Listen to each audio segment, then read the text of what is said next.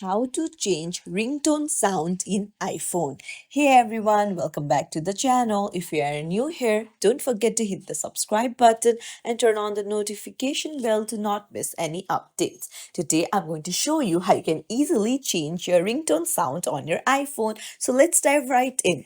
Open up your settings first and then scroll down, go to sounds and haptics and then go to ringtone. Now, if you have two SIMs, choose the SIM where you want to change the ringtone, tap on it, and now here you'll find a list of sounds. You can tap on it and listen to the preview and just click on it and your ringtone will be changed. It's as simple as that.